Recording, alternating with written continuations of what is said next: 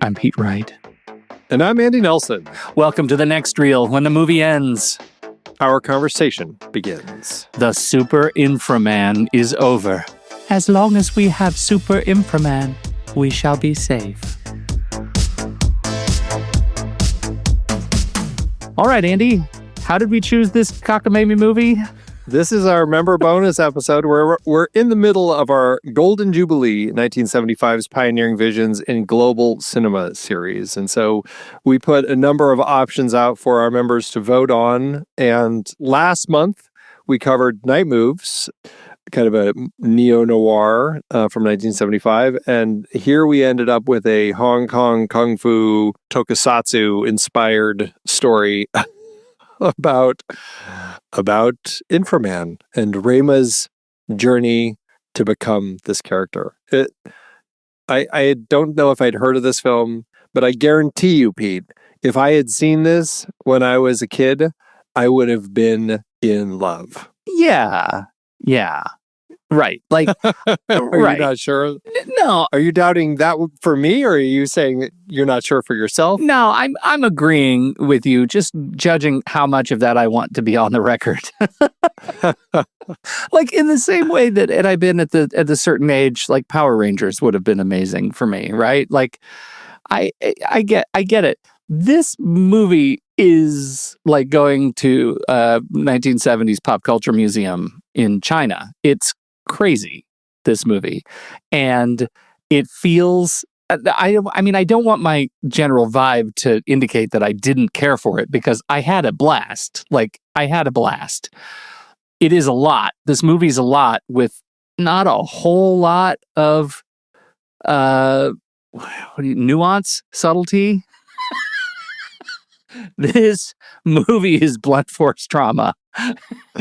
At 88 minutes, too. It is like, from the jump, like this movie starts, its opening credit sequence, I was already writing notes like, this is like seizure-inducing, like flashing colors, watching Inframan flying through the air on that fantastically cheap design they have for the shot, that one shot that's repeated of him flying.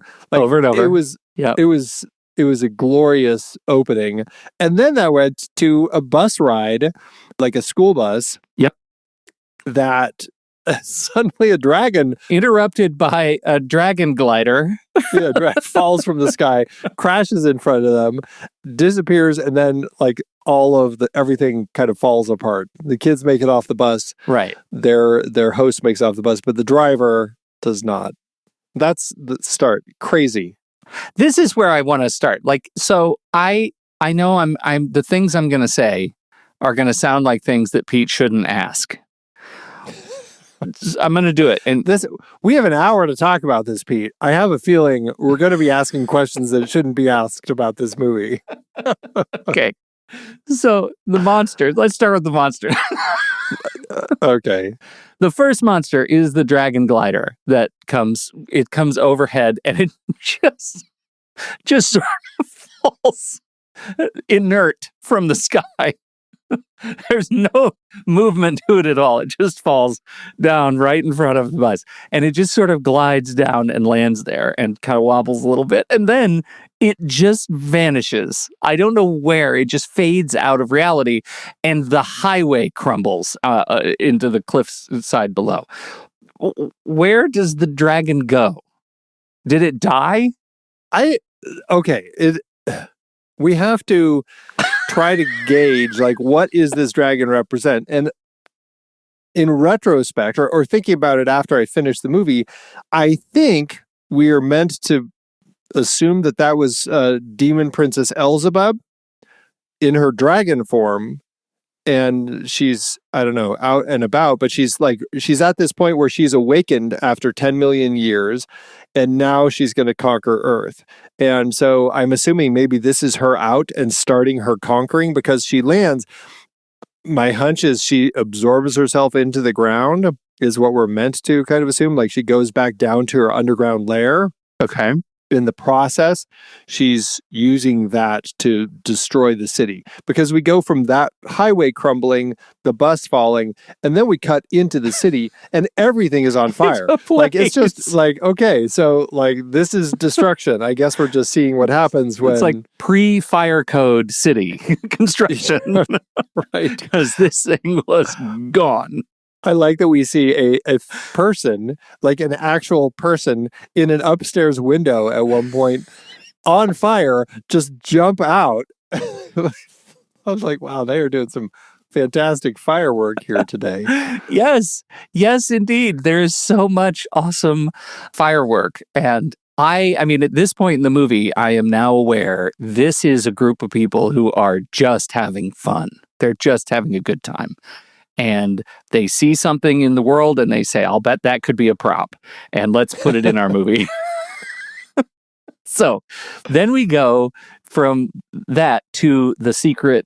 I don't know if it's secret. Is it a government lab? And it's staffed by the doctor and all of the backup singers for the Bee Gees. Professor Liu Yingde, who is, I don't know, apparently his base, which is supposed to be, I guess, at this big satellite dish that we've cut to a few times, is like the preeminent science headquarters for the world, is how it makes it seem. And they're working on something, but some things are broken. I was trying to figure out, does that tie into the story, or is that just a day in the life before they realize, oh, now we have to deal with all these earthquakes and demon Princess Elzebub showing up? Yes, I thought that the earthquakes were a result of the dragon glider being absorbed into the earth. Yeah. Right. Because I think she went back down to her underground lair. And she's causing seismic disruptions as a result of her regrowing her monsters and having agency again to take over Earth. Yeah, she's awake and she's ready to destroy. Ready to rumble, you might say. Yeah.